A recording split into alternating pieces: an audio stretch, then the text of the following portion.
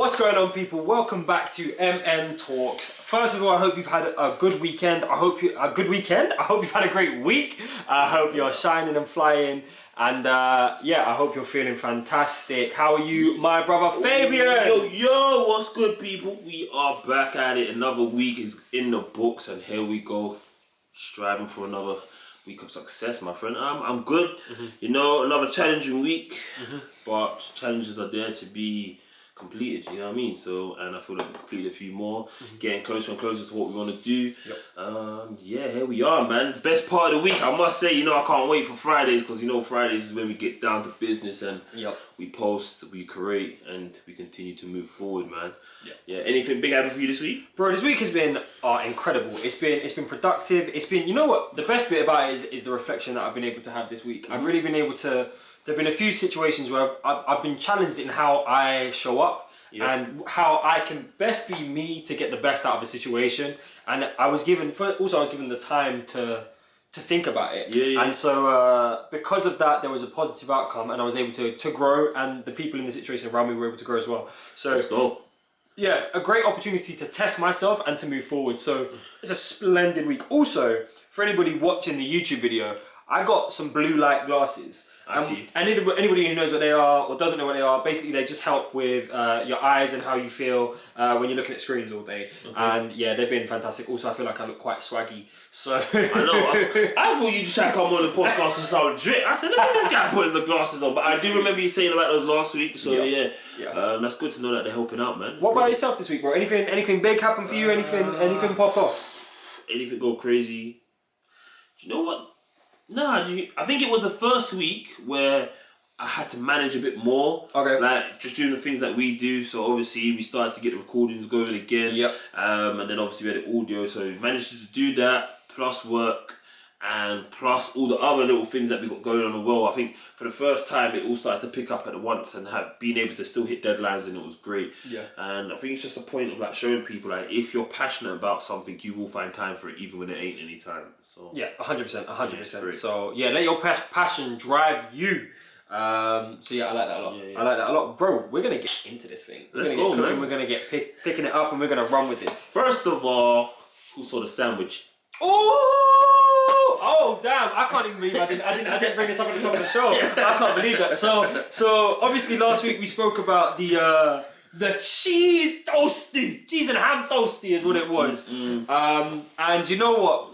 Fabian did say if the post got 10 likes or more, he'd bring it to the show. And you posted it today, and it got that. So first of all, thank you for the engagement. Thank you for riding with us. And also because of that, I got to enjoy an incredible, my favourite toasty, which as I said before, was a mousetrap, which was cheese and Marmite in a toasty. Are you crazy? So I can't believe I made it. And as Fabian was cooking up, he was like, why am I even doing this for Marmite? Why am I smelling Marmite? Why am I working with this thing? So, but texture, temperature, flavours, it all came together. We were so blessed. How did you feel having your toasty? That's all I want to know. And mine was great. If you haven't seen, I put up a little clip on our actual Instagram, and I've put it on my Instagram. It will be on a new feed at the top with podcast hits. So you can go back and have a look at that. Link's just there. And if you want to know how to make the toasty, Fabian himself actually gave us a play-by-play, a step-by-step, and I also provided a couple actions to let you know what you're doing. So, but in the do you know what I mean? Who needs Gordon Ramsay when you've got my guy right here, Mr. Fabian? Well, thank you very much. So yeah, that was actually a great way to start this Friday, and a great way for us to get this going. We actually had a great talk, and I think this person deserves a shout out with a man. A man called Dylan. Stable Talks podcast. Stable Talks podcast. He was really cool. And we had a great talk with him for about almost an hour, and the conversation just flowed. So if you guys get a chance, the Stables. Let's call it out properly. The Stables. Great talk about American football. Again, I'll plug that in. It's going to be there. Links in the description. It was a great talk. It was open, and also because we've mentioned it in our podcast, Dylan better get posted because he's got all these ones that are not posted. Yeah, we're going to try to push to the top of the queue because we're mentioning it. Exactly. You know that. You know what I mean? We see you, Dylan. 100%. But yeah, so that was also a fantastic way to start today. A toasty and a great talk and another podcast. Exactly. Bro, we're flowing. Exactly. So, talking about food, I'm going to ask you a question about food. Oh, you coming for me today? I'm coming for you today. Oh, goddamn. I wasn't ready for this. You today. Okay, so what is your number one midnight snack? Midnight snack. You know what? That's a great question. When I used to live in Manchester, I lived next to a spa, a 24-hour spa, which was open all the time, obviously 24 hours. Yeah. And so, if I was up at like 1 o'clock in the morning, I could literally be like, should I go get ice cream? Yeah. And my favourite midnight snack back in those days when I lived next to the spa was a choc ice. Yeah. Have you ever had a choc ice before? Yeah. And I used to be able to go and get a pack of 6 for £1.50, I think it was, which is ridiculous. Six choc ices for £1.50, and I'd have maybe 2 or 3, and then I'd wonder why I was up till 5 o'clock in the morning because I had endless amounts of sugar and chocolate and all of that stuff. So you know what? I'm gonna say a choc ice, simple and flavoursome. What about you, bro? I can go 2 ways with this. So I wasn't a big fan of Cocoa Pops back in the day. Okay. But I grew up with a little experience with them a couple of years back when I took my little break. Okay. Yeah, we're going to that another day, but come on. We know we inside. Actually, forget it. So basically, when Cocoa Pops nowadays, when you get them fresh, I'm gonna say they taste a bit chocolatey. They're nice. Mm-hmm. They get chewy after a while. Mm-hmm. When you get Cocoa Pops on the inside, you get the little packets. You know when you normally get the variety pack of cereals? Oh, okay. You get Frosties, you get Rice Krispies, whatever. Yeah. Well, you only get you get to choose one when you're inside, like most days, right? Yeah. And there's only ever like 10 Cocoa Pops out of the bag of 300, right? 10. Yeah. So if you're one of those lucky people that get a Cocoa Pops, you're like, all right, cool. Yeah. You got one, that's a golden ticket right there. That's the magic one. I got you. I remember Cocoa Pops never got eaten during the day or like in the morning. Because it tastes alright in the morning, but something about Cocoa Pops and the midnight sky is just different. It's magical. Yeah, it's different. And you know what it is? Because they're kind of stale, the chocolate hit different. Because what it is, they stay crispy. I had to take my glasses off for that one.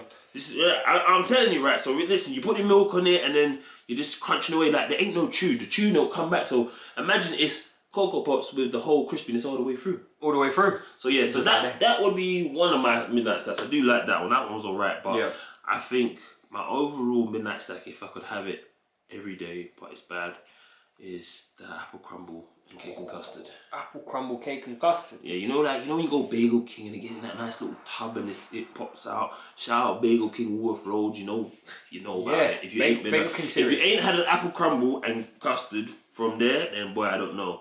But I'm gonna shout out a new place doing apple crumble and custard in Clapham, Stormzy's. Yeah, we love it. Yeah, they're the new little joint that's happening right now, and they're great. So yeah, but those two right there. Yeah, any midnight I eat any one of those. Okay, nice. You know what? I like how we both had something that was chocolate based as well to start it off. You know, there was a good little theme of clarity there. That's a great way to start. That is a great way to start this podcast. So. Now we're going to move on to, we've had the midnight snack, now we're going to move on to the main meal. We're going to move on to the meat and 2 vegetable them things. So we wanted to change it up this episode. We wanted to, we've spoken about current topics and we've spoken about potentially think pieces and things like that. Yeah. But this week we want to take it different and we want to talk about, we want you guys to get to know us even more, and we also want to potentially provide some inspiration and provide more resources for people to go out there and go get it. So we're going to talk about our top 5 most motivational people that we have found within our lives. Some external, maybe some famous people, maybe some people we're close to. Either way, just some people that we find extremely motivational. List off reasons why, stories, anything like that. The motivational mode. Exactly. So hopefully, if you guys connect with one of the stories, one of the people we give you, go check them out, and hopefully that will help find some motivation for yourselves and to push even further. So without further ado, Fabian, who is on your list? Who's number 1 on your list? Nah, let's start with number 5. I'm gonna start the other way round. So I'm gonna put this person number 5 because I only watched them slightly. I think they're probably a bit higher up in your one. Okay. I'm gonna say Gary V. Okay. Yeah. So the reason I'm classing number 5 is because I'm only recently into Gary V. When I say recent, I mean maybe a year or so. Okay. Gary V's been around for a very long time. Mm-hmm. If you start to watch some of his content, you'll watch, and he's one of the guys that spoke about TikTok way before it was something and said, yeah, you need to start putting your content on TikTok. Mm-hmm. And what I like Gary V, he's very good for social people that are trying to grow their social media, they're trying to grow content, they're trying to grow something, because the one thing he expresses a lot is content. Yep. And he always says, just because you don't like it, you're not the viewer, let the viewers decide what they like. Mm-hmm. So don't decide it for the viewer. So that's why he says always just post it. And he's great motivation for just trying to get out there and do your thing, I think. Yeah, I think you're completely right. When you talk about a person who he likes to say, I don't really have a skill. Yeah. He likes to say, my skill set is just doing things. Yep. And that can be that's a lot of what I talk about and a lot of what we talk about is first of all, you don't know if you've got a skill until you do it. You know, somebody might be like, oh, I really want to do collages, I want to do mosaics and things like that. And it's like they don't know. They're like, oh, I don't know if I have the skill. Just do it. And that's one of Gary Vee's biggest points is just do it.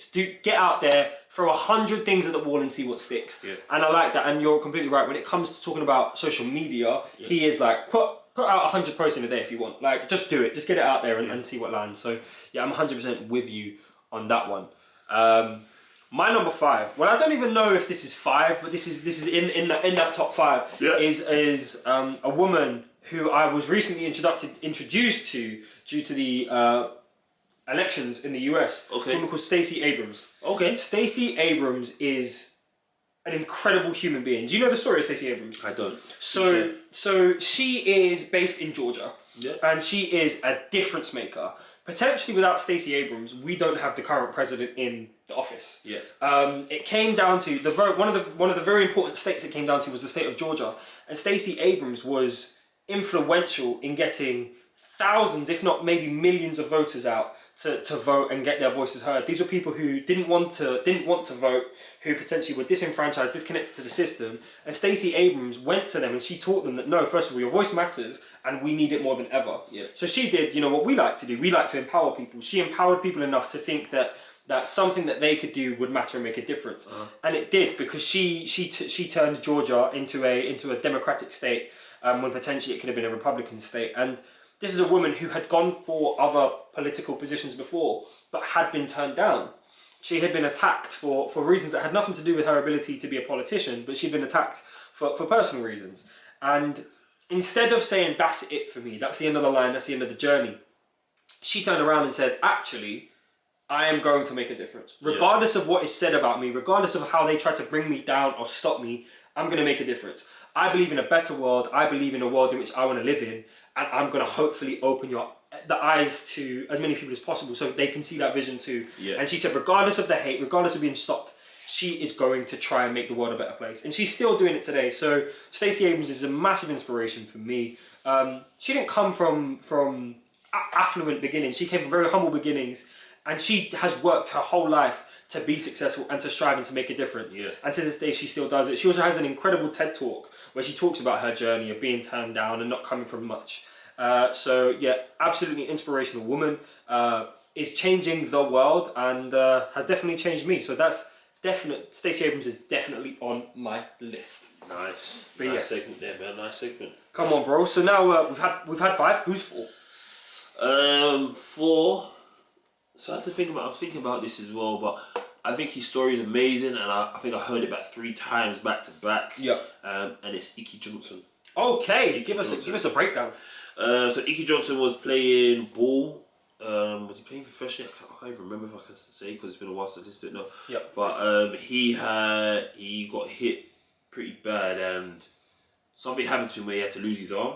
Oh damn! Yeah, it's an incredible story when you actually go back and listen. Like, he went through so many surgeries where they had to take out part of his pec.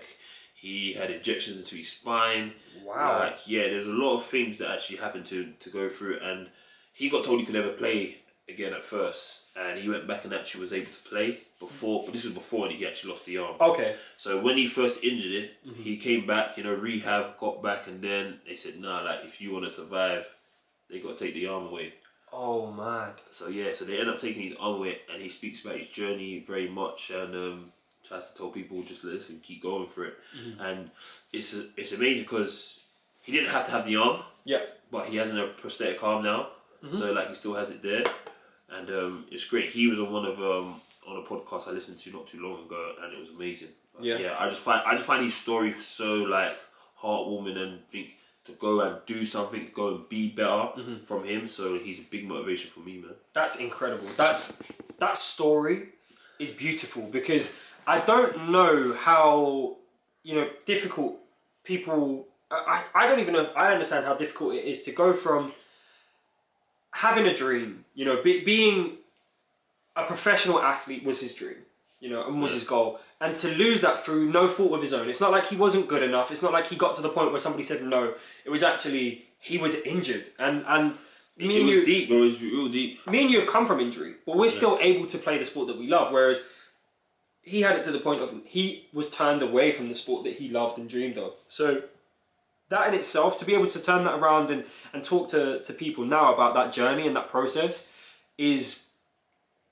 it's first of all heartwarming, but also it lights a fire. Like in me now, I feel invigorated just by that story. Yeah. Like that gets me going, and I didn't know who this person was. Yeah. So like that in itself is. Oh, I got shivers. It makes me want to play football so much more, but it also makes me so much more grateful for the fact that my body currently, I'm very blessed and lucky, it works. So, shout out to Inky Johnson. That's an incredible story. An incredible story. I'm just trying to get this name of the... But yeah, let's go to your fourth, bro. Don't worry about me. No worries, I'm just trying to sort this out.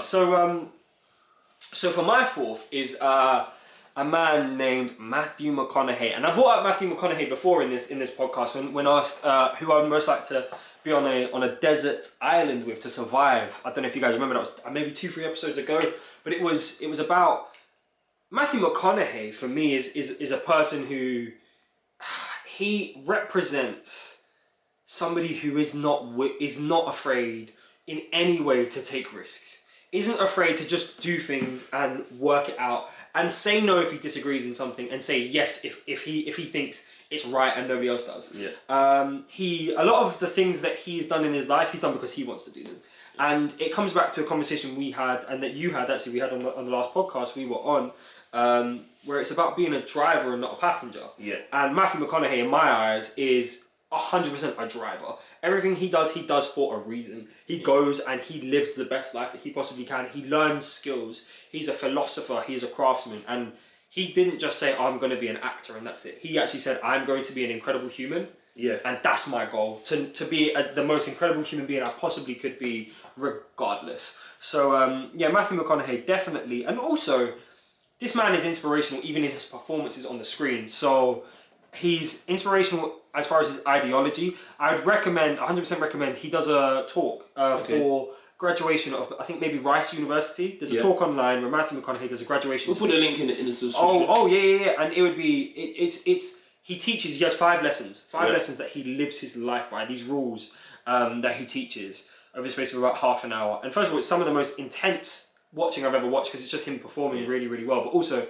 lessons that I've tried to emulate and live with. So definitely check out that if you can. But yeah, definitely Matthew McConaughey. Okay, nice. Bro, I think it's time. You said you had a couple more questions. I got a couple questions. So I think it's time for question number 2. So obviously, bearing me, everyone knows I love food. So a lot of my questions are always about food. Yeah. Okay, so we're gonna have to start a second podcast just on food. I think like I said, Gordon Ramsay, we're coming for you. Yeah, Be ready.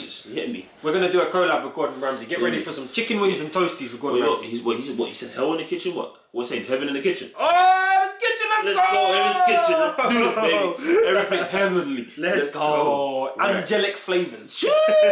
Get me.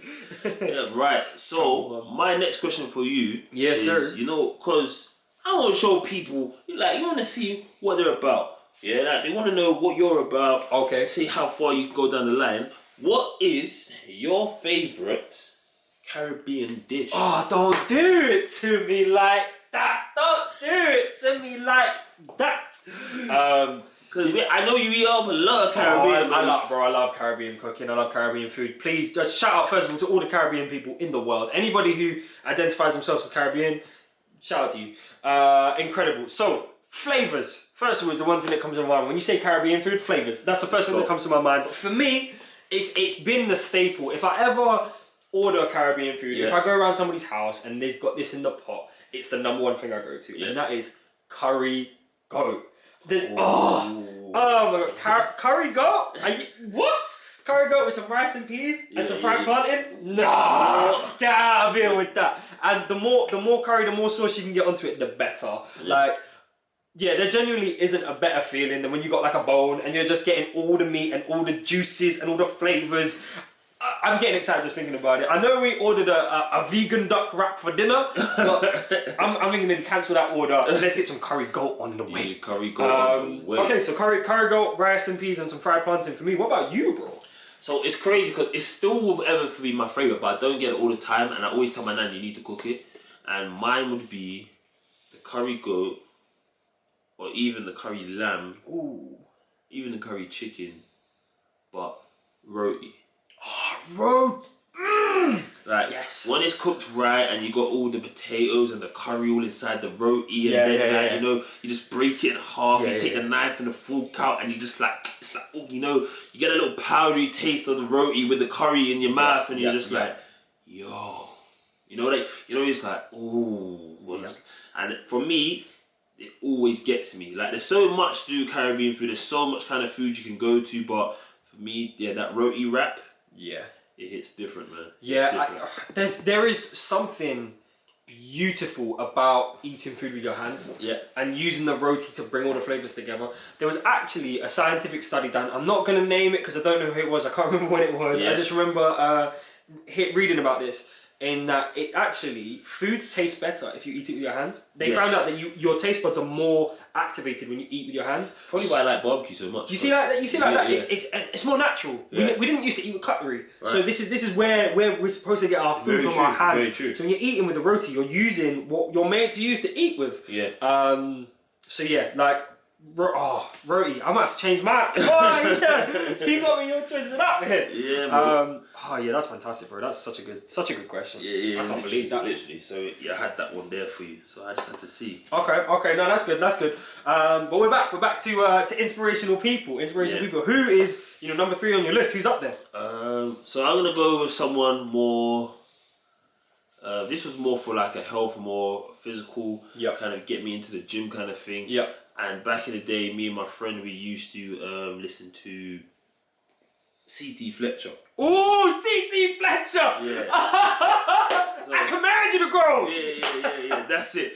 Back in the day, when he released that food, you get there! I used to watch that all the time. He's like, grow, mother! And I'm like, whoa, what is this guy on? I had veins in his bicep looking like Africa, the state. Like, it was crazy. Like, I'm watching this guy and he's curling and he's talking to his muscles like they can hear him. And I remember after that, I think gym just changed. I think it changed my whole mentality in gym, and I was in college at the time. That's when I dropped a lot of weight, got into one of the best kind of actual physiques I could ever get to. And man, I felt amazing. So definitely big motivation in my aspect, should I say. And his story's crazy. This guy used to eat like cheeseburgers, Big Macs before a contest, had 22-inch arms, bro. Like, mad.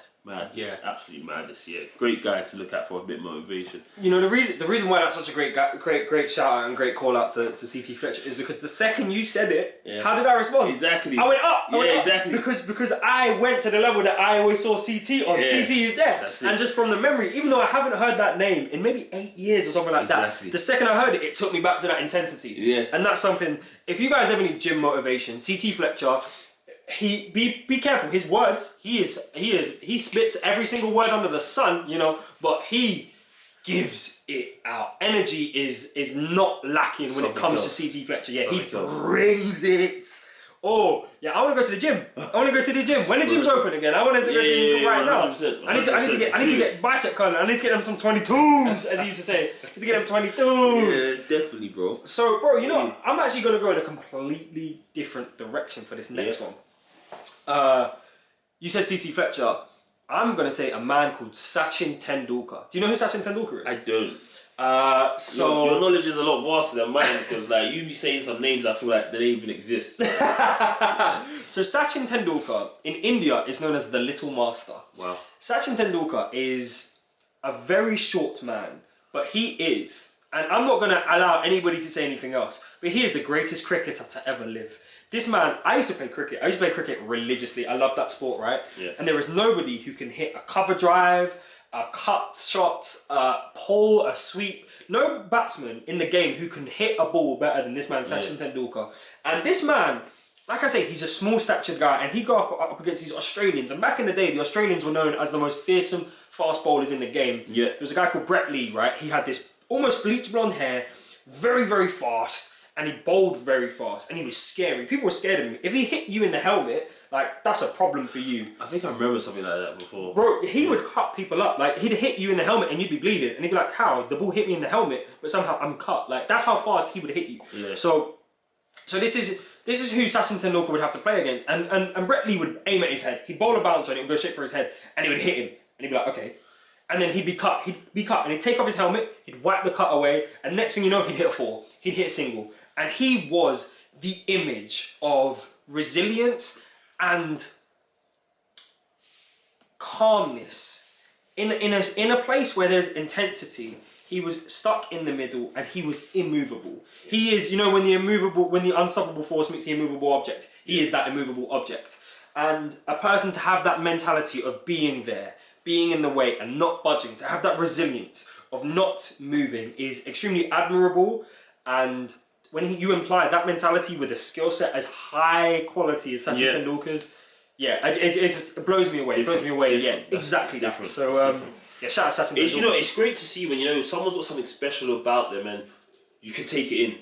Like you embrace what they do and it changes the way you think about something or how you actually take a part on life. Yep. And I think that's what you're seeing is like just you appreciate for the way he takes to the game. Yeah. And then you take it back and you appreciate it and do it for your own good. And it's amazing. It's amazing on that. Yeah, definitely. And you put it into better words than I could. That's incredible. And that's what he was. So shout out to Sachin Tendulkar and shout out to you for bringing it in like that. So we've given up our number 3s. Who is your number 2? So my number 2 is actually a recent one that I discovered. A man called Jim Quick. First of all, the name, Jim Quick. Yeah. If he's not a 100-meter sprinter, something's wrong. What? He ain't, but guess what? He does read a book a day. Oh, there you go, Jim Quick. Did he change his name to Quick or? I don't even know. I've not researched him into much like that, but what he does, he has a podcast where basically he tries to tell people how to learn faster, to read faster.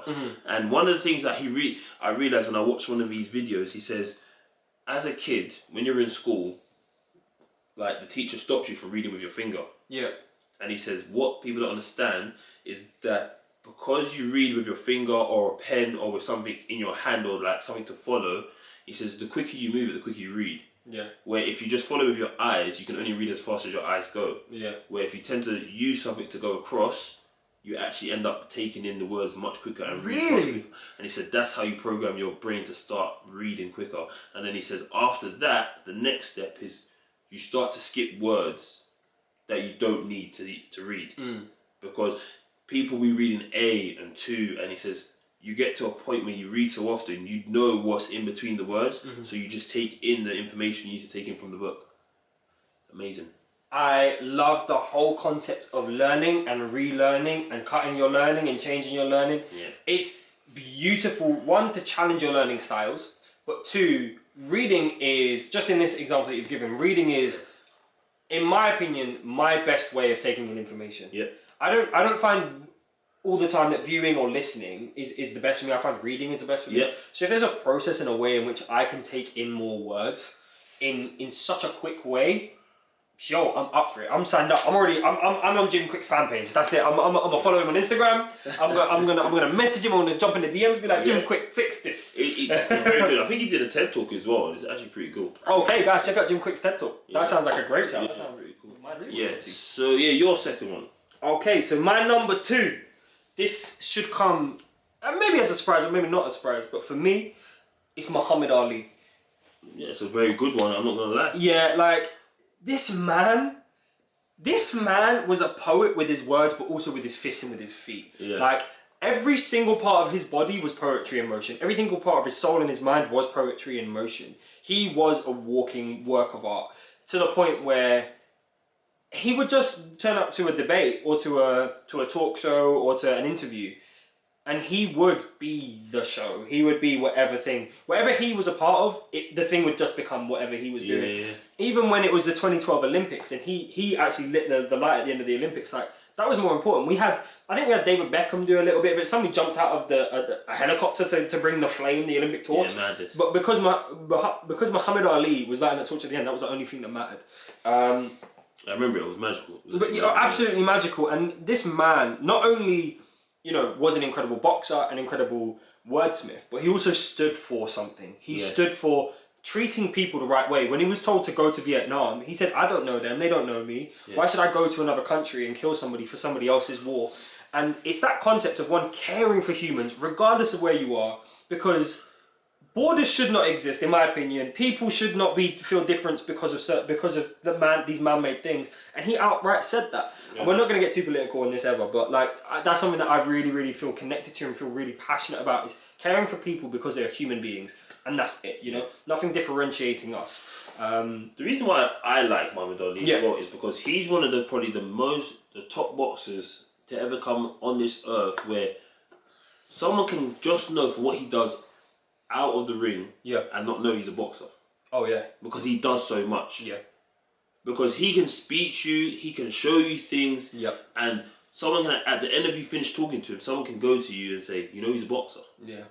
And he was one of the best in the world. Yeah. But because he was so powerful outside the ring, I believe he is just great one to put in there, man. Great. Absolutely great. I love him. He's called the greatest of all time for a reason. Yeah. So before I go into it, I'm going to go for my next question. I was going to ask. What's this one? So this question I've got is, I want you to tell the viewers, what do you do in your downtime? What do you do? And so, as in downtime, I mean, when the camera's off, when work's out the window, and you need to actually recharge and say, right, how do I relax now? How do I get back to me? How do I just break off that energy? That's an incredible question. That's a really good question and a helpful and insightful question. The way that I experience the world, I am somebody who really believes in the connection between the mental and the physical. Yeah. And so I believe if one is lacking, then the other potentially can bring it up. We can utilize the other to stabilize. And so if I'm feeling down mentally, if I'm feeling a bit drained, if I've had a long day and I've really worked my brain and I'm feeling low as far as focus and things like that, I will go for a walk. Okay. Or I'll go for a run, or I'll do something that is physically engaging. Yeah. So hopefully that can fire me up. And the same thing is true if I'm feeling a little bit low energy-wise when it comes to physical things. I'll utilize my mental capacities to get me going. So, for example, I was feeling a little bit, not low, but just a little bit flat as far as energy-wise before we started this podcast. Yeah. And I then decided to jump, just before you cooked this incredible toasty, I decided to jump on Rocket League and play some PlayStation. And what that did was that just got everything firing and got me going and got me really, really in it. So that's what I do. I utilize my other sources to pick up my energy, but things I do to really relax. Yeah. I'll either watch some anime or a movie, or I'll just get in bed and be in my thoughts and be within my head. It's one of my favourite places. Bro, I think something that I've had to learn is to love being inside my head. Yeah. And to find my head as comforting as being out here on a sofa or something like that. Yeah. So that's how I spend my time. What about yourself? Just going off of that as well, it's I just want to talk about that being in your head. Yep. Again, when I spoke about it a bit last week, but when my mum passed, yep, being in your head is one of the things of, I don't know if anyone else has had someone that's passed very close to them. Yep. One thing you have to challenge yourself at is that mental state of understanding what's going on in your head. Yep. Understand where you are in that point in time. Mm-hmm. Because sometimes life moves on so quick and you think you're going in the right direction. Yep. But it's just because your mind's trying to block out all of the pain, all of the suffering, all of the bad things, and just telling you just do this for now. Mm-hmm. And I think it's understanding to being able to sit back, take a second, and be in your mind to gather your thoughts and say, what do I want to do? Am I doing the right thing? Am I in the right place? Because sometimes you get blinded to all the things around you and it shouldn't even be around you. Wow. So yeah, I actually 100% get that, actually being in your thoughts. Yeah, exactly. Yeah. If you can manipulate and facilitate your thoughts to be a safe space, and a loving space, your brain is and your mind is one of the best places to be, one of the best possible places to be. And you know what? I think that's a fantastic spot to move on to our number one people. Yeah. And yes, well, you are right. It is time to get back to our number one hit. Let's go. Who's your number one, bro? My number one, it has to be the man himself, Mr. E.T. Eric Thompson. I knew it was coming. So, you know, I followed this guy for such a long time. A lot of people know him for As Bad As You Want to Breathe. You Can Succeed. Yeah. Yeah, me do it. We need to rewind that. Flag it. And I just need some tissue because my nose is bullshit. You come into our house and you get the thing. I'm doing too much right now. You do too much. Just blow my nose on set. Blow that nose one time for the one time. For the people in the back. Yep. For the people in the front. As I said. So yeah, bro, as you said, coming back into it, number one is Eric Thompson, Mr. E.T. himself. And bro, this man right there, he's different. Yeah. Hear me? How bad do you want it? Do you want it as bad as you want to breathe? Let me. There was this guru, right? Everyone knows. There was this guru, right?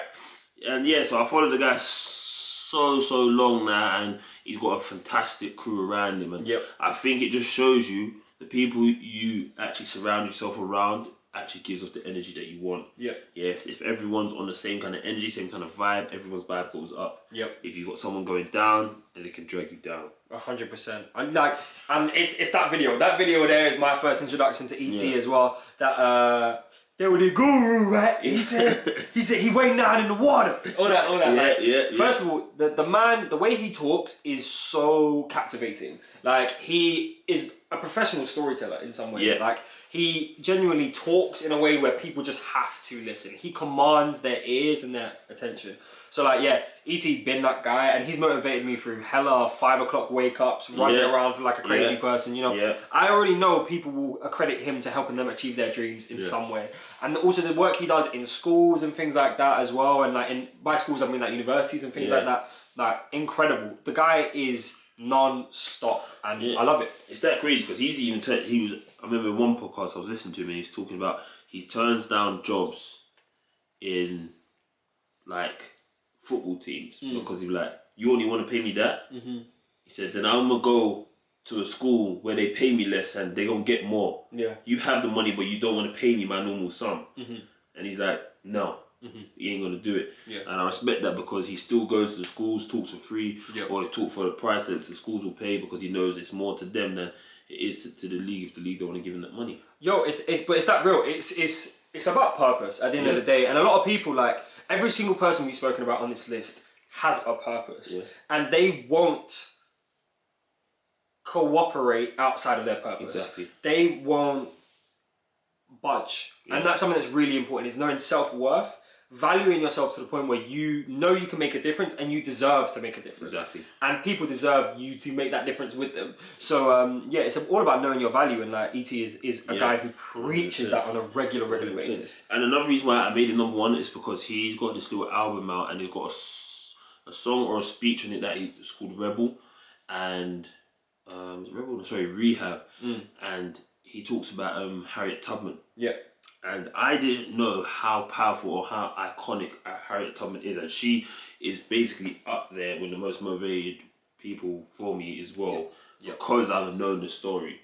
And he talks about how back in the 1800s, they was putting a bounty on her head for $40,000. Now in the 1800s, that's a lot of money. That's up there. And this was all because she freed 3,000 slaves. Yep. And then she actually said she could have freed 1,000 more if they listened. Oh, for real. Harriet Tubman is one of the is definitely up there in historical figures who have made the most difference.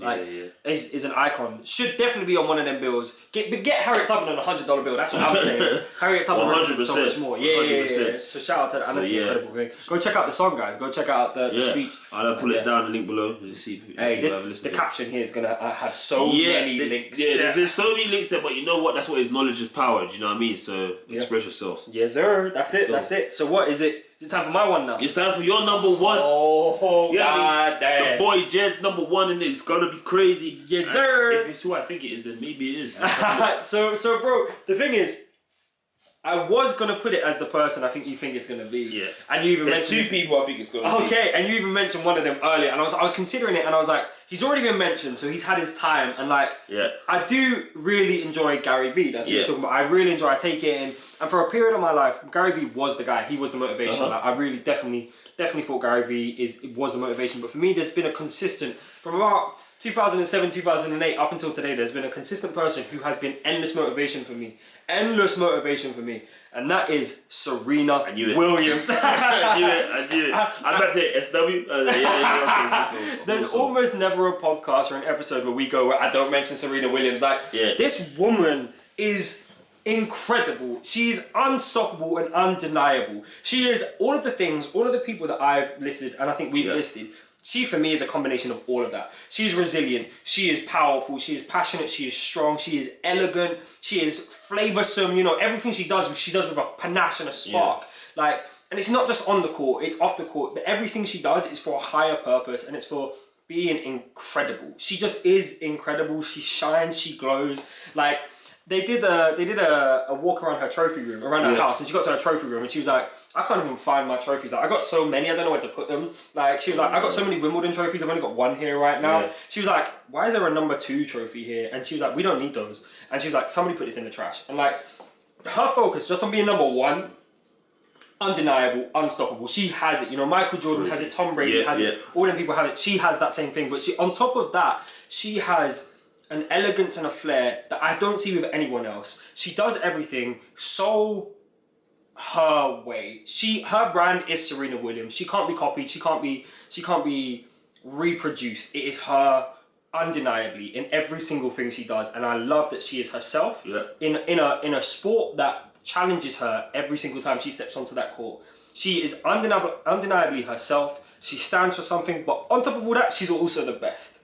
And undeniably so. So, in my opinion, the greatest athlete of all time, but the most motivational and inspirational person of our time. Yeah, I definitely think that is. I knew that was gonna be up. And I think just before we actually think about wrapping this whole thing up, and we've gone for our most motivated people to us, I'm gonna end it on a completely different one. Okay. And I'm gonna say no, because we kind of know, because we did a kind of sneaky thing before. Yeah. And I know what your number 1 iconic shoe is. Okay.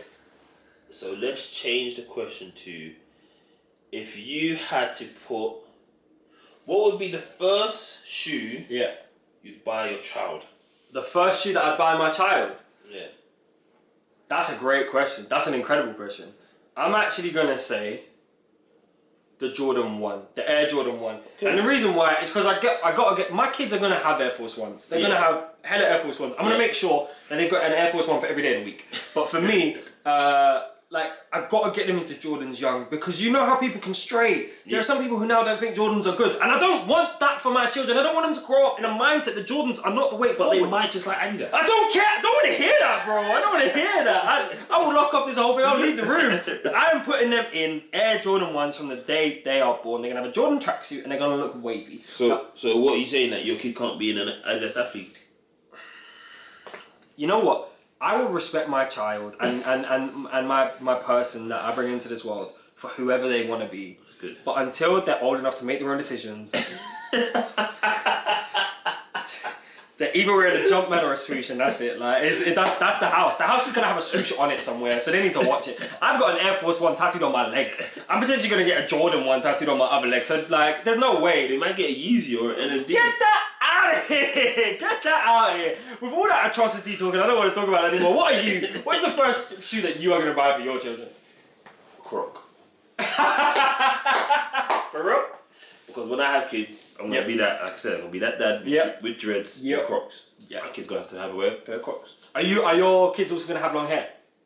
Most likely. So you're gonna be long hair Croc crew. Yeah. I love that. Yeah. Also, Crocs are versatile and durable. Yeah, you know what it is? I just have this imagination where I just see my kids doing wild things in their Crocs and everyone's just looking at them like, what's that kid doing? He's wearing Crocs. Okay, he's crazy. Bro, I love that. I actually really like that. Yeah. And nobody messes with anyone in Crocs either. This is what I'm saying, innit? You know, if you see someone in their Crocs, you know they're in their own vibe. They're in their own lane. You know their life is comfortable. Oh, they got it locked up. They got it locked up. Yeah. So guys, there you have it. We've gone from E.T. to eating toasties before the show even started. Yeah. Talking about Serena Williams. And finishing on Crocs and Jordan 1s. We've been through it all today, guys. Please drop feedback, drop comments. Please rate our podcast, like the video. All of that, all combined, we would genuinely appreciate it and love it. We love all the engagement so far and we want to take it further. Let us know who are your most motivational people. What's the first shoe you're going to put your child in? Let's know. Final words from you, Fabes. Listen, people, thank you so much for listening. Thank you for watching. Thank you for following the journey. So much more to come. Me and Jed have so much more to show you. Yes, sir. And we literally just keep giving you little bit by little bit each week. Yep. So stay tuned. Continue to watch. Continue to support. Thank you so much. We love you. We out. Baby's got me the Himalayan salt now. We be out here. This guy right here. We be out here, man. Come on, man. Got me the Himalayan salt now. Give me. Got any words about the Himalayan salt now?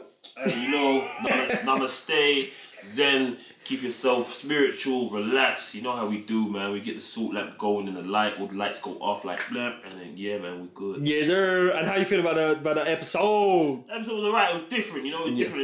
It's a good time we switched it up. I think we might get a little guest on next week. We'll see how things go. Got to, yeah. And yeah, man, that episode was alright. What about you? Me? Yeah. So I can't even lie. Today was a good one. I like how we switched it up a little bit. I like how we had a different vibe, a whole different aspect of it on it. Also, we hopefully brought something that people can grow from and learn from. So like, for me, that was nice because I love when we can talk about something that's motivational but also extremely practical. Do you know what I mean? So when we can apply, first of all, things that we feel as well as things that people can go and also potentially feel as well, it's lit. So absolutely love it. Let's get it.